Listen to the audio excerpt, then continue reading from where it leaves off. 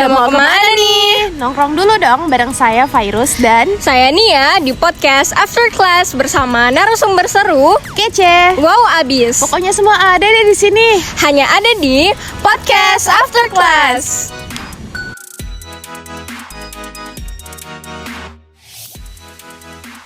Assalamualaikum warahmatullahi wabarakatuh dan salam sejahtera untuk kita semua. Selamat datang di Poteras Volume 2 episode 1 bersama saya Nia sebagai podcaster pada hari ini Dan saya Virus selaku podcaster kedua pada hari ini. Nah, jadi hari ini kita akan membawakan tema fatherless, di mana pembawa materi kita pada hari ini mungkin bisa diperkenalkan dulu, Kak. Oke, nama saya Rahmat Permadi, biasa dipanggil Mato. Saya adalah psikolog klinis, praktisi, dan juga akademisi dosen di Fakultas Psikologi Universitas Negeri Makassar. Keren banget nih Kak Nia. Banget, jadi sudah tidak kaleng-kaleng ya Kak Mato ini. Terkait pembahasan apa sih yang mau dibahas pada hari ini Kak Nia Iya. nih? Nah, jadi hari ini kita akan membahas mengenai fatherless. Memangnya gimana sih, Kak? Oke, for your information, di Indonesia itu merupakan negara ketiga di dunia yang merupakan negara yang mengalami fatherless. Nah, kalau dari Kak Mato sendiri nih, mungkin ada pandangan khusus dari Kak Mato terkait apa sih fatherless itu dan gimana sih kondisi ini bisa terjadi bagi seorang anak, mau itu anak perempuan atau anak laki-laki? Oke, sebenarnya fatherless itu secara umum orang pahamnya ada dua sebenarnya. Yang pertama itu secara fisik ayahnya tidak ada. Entah itu berjarak atau misalnya meninggal. Tapi ada definisi fatherless yang lebih dalam daripada itu. Yang hilang itu bukan fisiknya, tapi figurnya. Jadi meskipun ayahnya ada di rumah misalnya, tapi dia tidak provide financial security, dia tidak provide physical and mental security, itu bisa dikategorikan sebagai fatherless sebenarnya. Jadi bukan hanya fathernya meninggal atau hilang, Bang Toib begitu ya, tidak pulang gitu ya. Bukan cuma itu. Faktor kerjanya jauh. Ya, bisa jadi begitu, atau misalnya bapaknya selingkuh terus kemudian dia pulang-pulang misalnya, itu ya itu yang klasik, fatherless klasik. Tapi fatherless yang lebih dalam lagi adalah meskipun ayah itu ada di rumah tinggal bareng, tapi dia tidak menjalankan peran sebagai ayah, itu termasuk sebenarnya fatherless. On a deeper sense itu termasuk fatherless. Jadi hal ini terjadi karena ayah tersebut tidak berperan dalam perkembangan seorang anak tersebut. True. Makanya hal tersebut bisa terjadi, Kak. Betul. Jadi keywords-nya adalah no roles, role yang tidak dijalankan. Itu sebenarnya keywordnya. Terus, jadi ini kan fathernya sudah tidak ada, figur ayahnya sudah tidak ada. Oke. Memangnya pengaruh ayah dalam membentuk identitas dan kepribadian anak itu seperti apa, Kak? Oke. Wah, tak bisa Agak dalam dinego. ya, Kak. Iya, tak bisa dinego, betul. Jadi ibu sama ayah itu tidak bisa dinego sebenarnya keberadaannya. Ini yang menyebabkan kenapa pernikahan itu selalu requires men and women. Kita tidak bisa lepas dari definisi itu.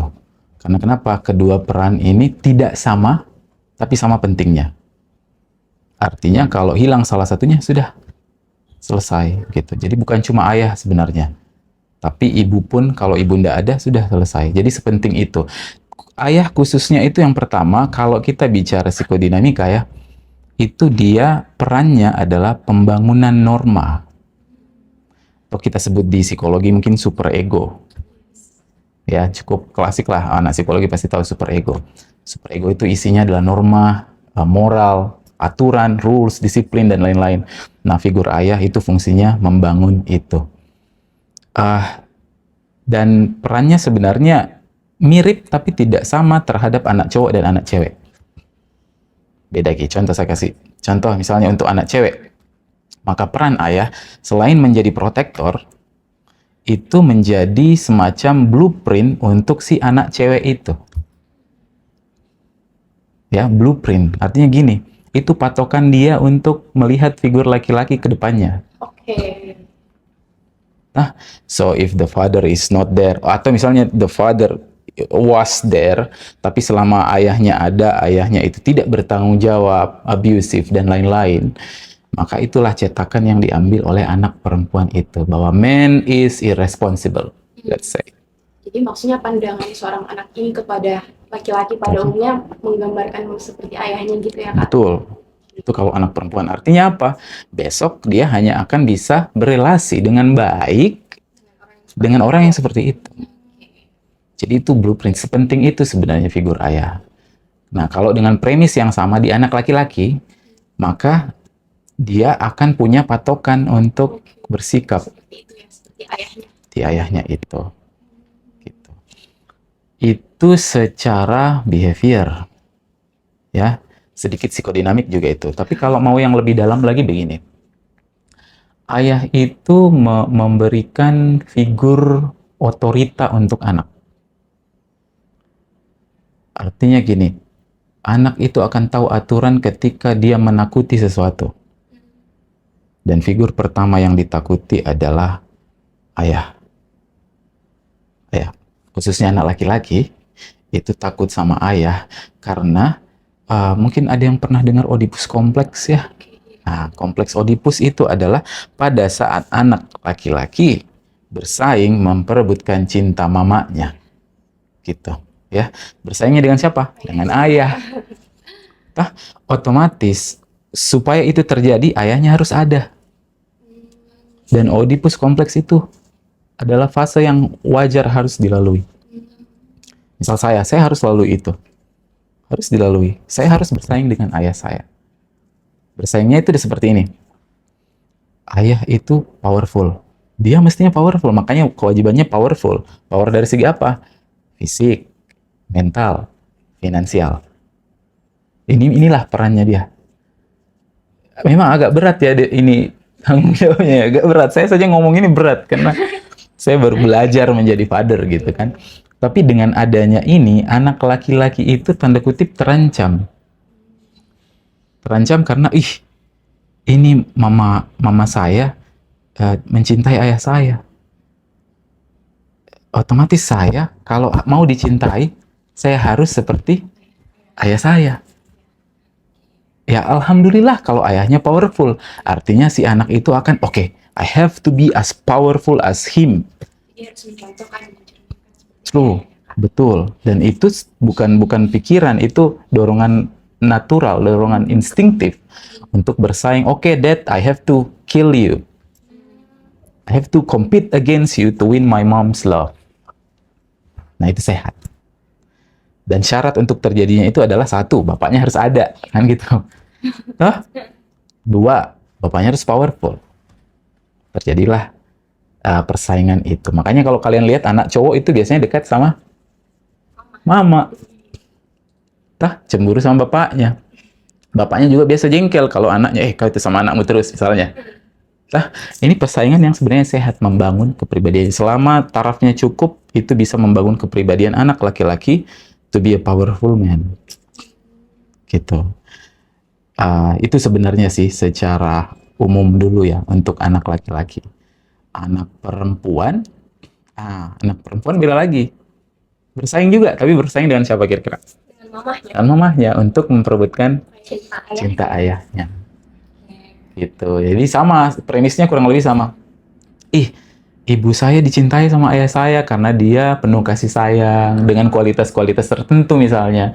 Maka si anak akan bilang, jadi saya harus bersaing sama mama saya untuk memperebutkan cinta ayah saya. Gitu. Jadi bayangkan kalau mamanya tidak ada, kalau mamanya suka tinggalkan dia misalnya.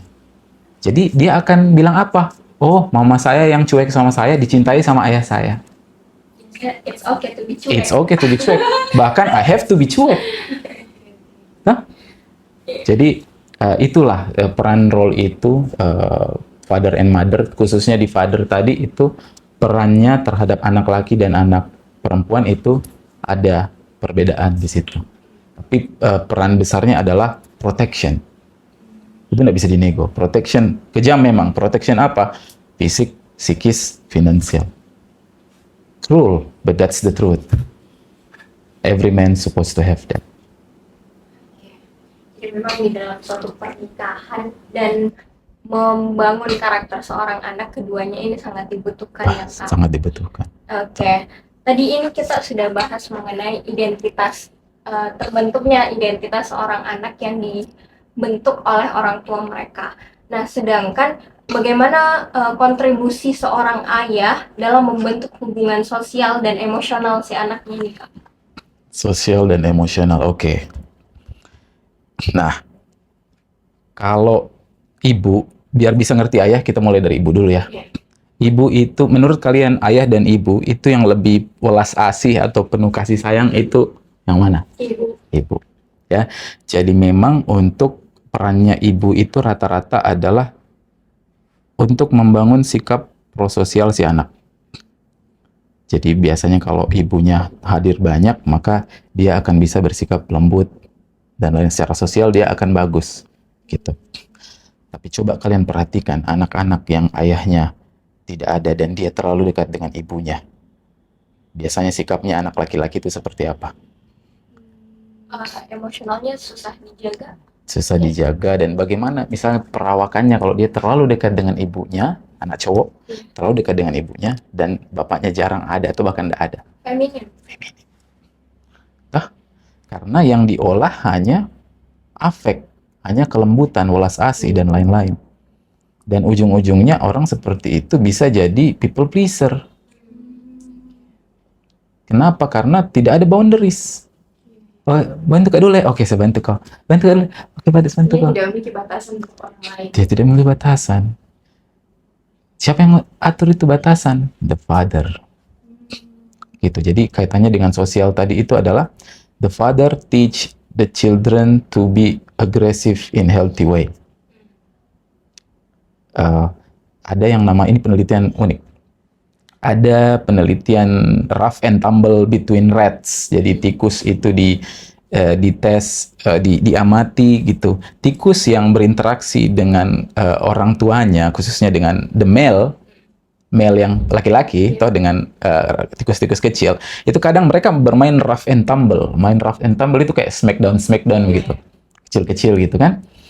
Dan dengan permainan smackdown itu si tikus ini begitu diobservasi beberapa bulan ke depan, dia tumbuh besar dan dia bisa hidup dengan prososial yang bagus, sikap prososial yang bagus. Karena ternyata di permainan rough and tumble itu, si tikus belajar, oh saya banting ayah saya itu segini boleh.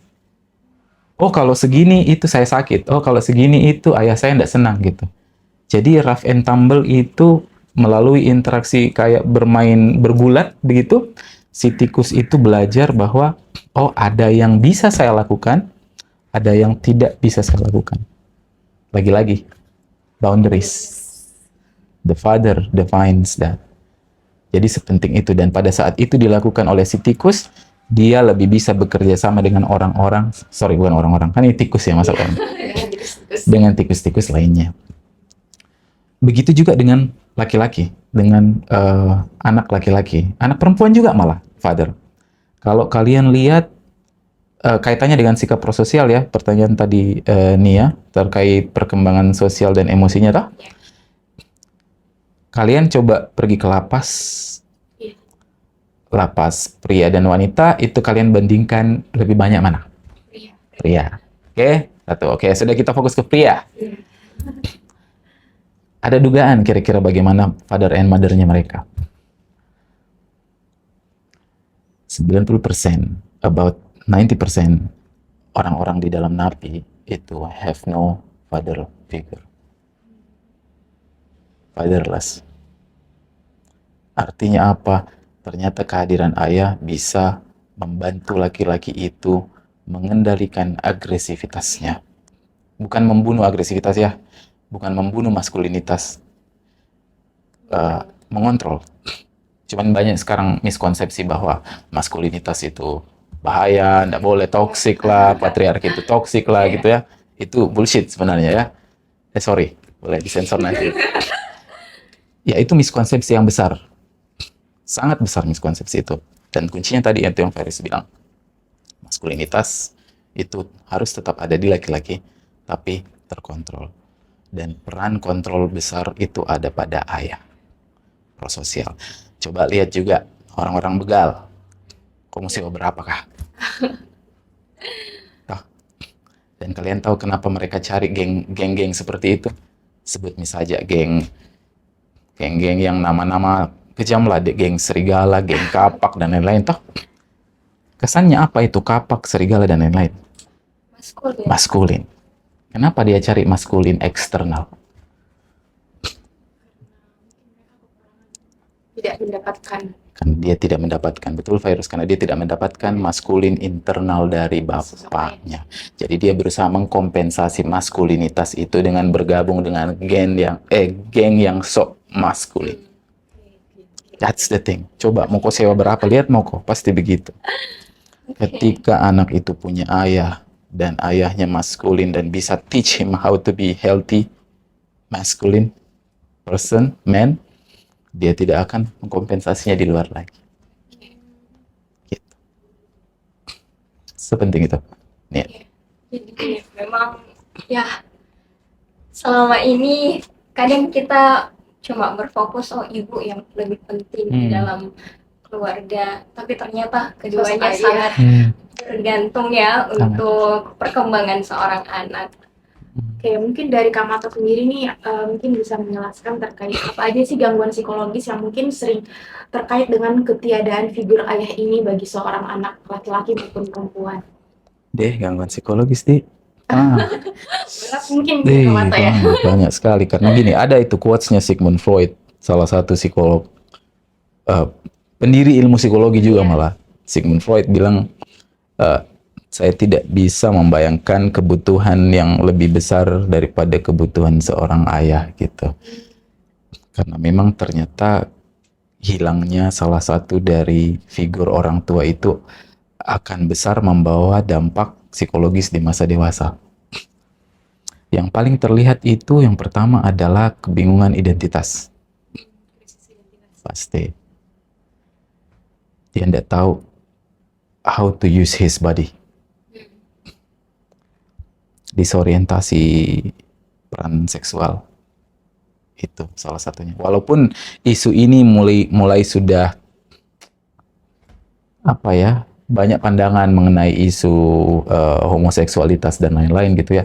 Tapi kalau menurut saya homoseksualitas itu tetap merupakan suatu gangguan, karena kalau mau lagi cek lagi ke belakang, kamu mesti berapa lagi? Pasti tak terbongkar ke figur orang tuanya.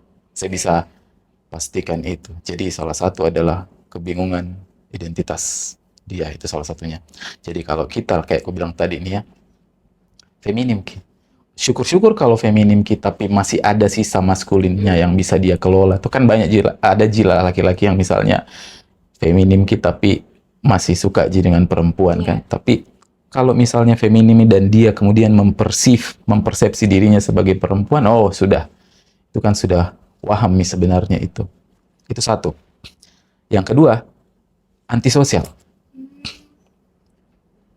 Antisosial itu, jadi mungkin antisosial.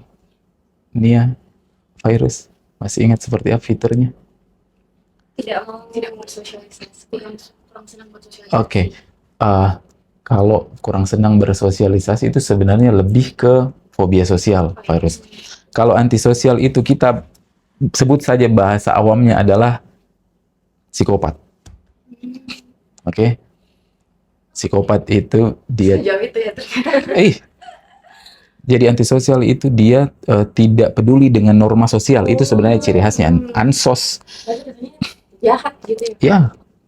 Dia tidak peduli dengan norma sosial. Artinya dia tidak bisa merespon sesuai dengan ekspektasi norma di sekitarnya. Napi, narapidana, itu hampir semua isinya itu punya derajat antisosial. Punya kecenderungan antisosial. Pasti, karena dia berani melanggar norma, dia berani menabrak norma, dia tipu kok. Dia berjudi misalnya, dia minjam misalnya sini, nggak kembali, dia narkoba dan lain-lain. Ini semua termasuk fitur-fitur perilaku antisosial. And how much you wanna bet? Once again, take a look at their father. Terus dibilang, enggak Jiko, banyak itu anak-anak pejabat, let's say. They got a lot of fucking money misalnya tuh. But tadi yang saya bilang apa? Perannya ayah itu protektor.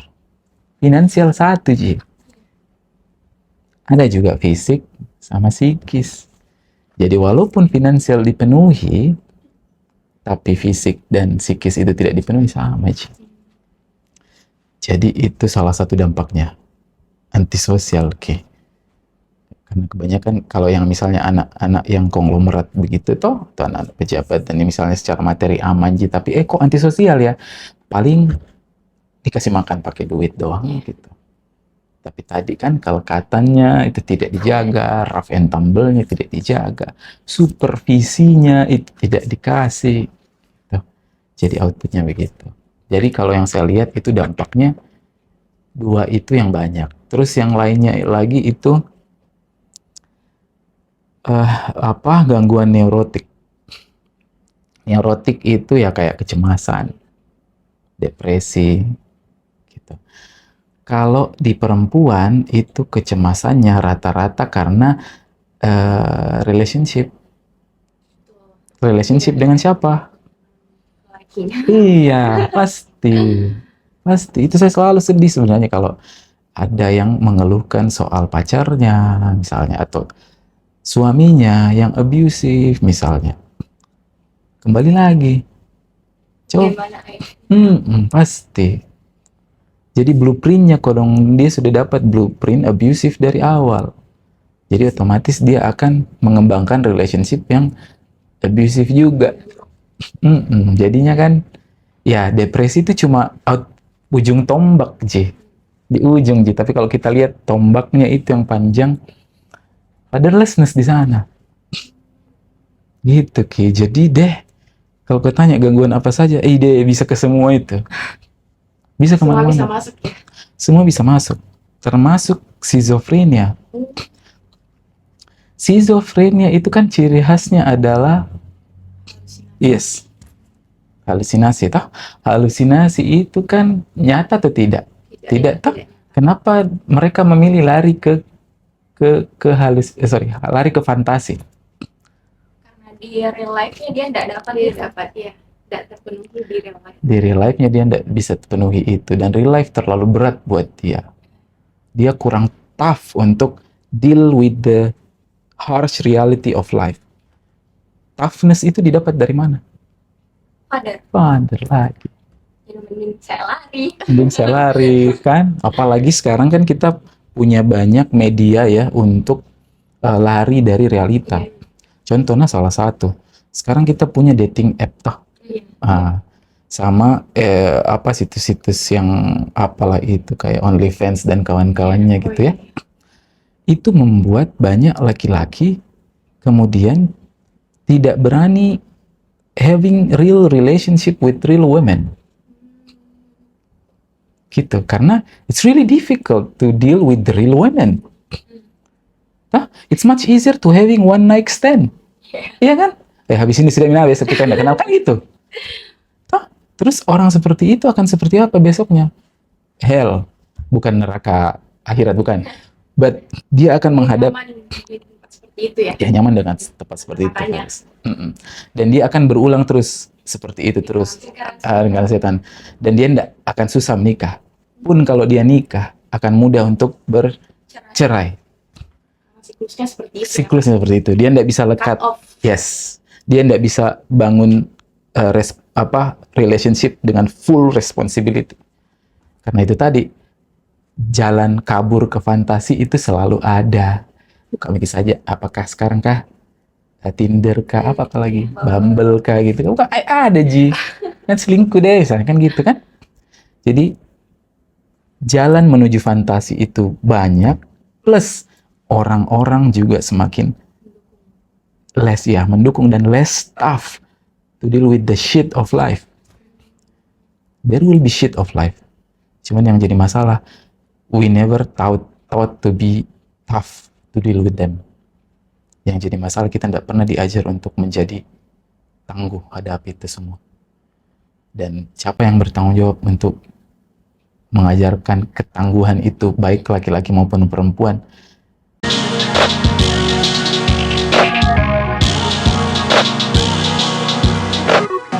% sadar, 90% bawah sadar. Ini yang bikin perempuan atau laki-laki yang biasa bilang mau Kak dapat deh pasangan yang baik hati, tidak sombong, gemar menabung gitu.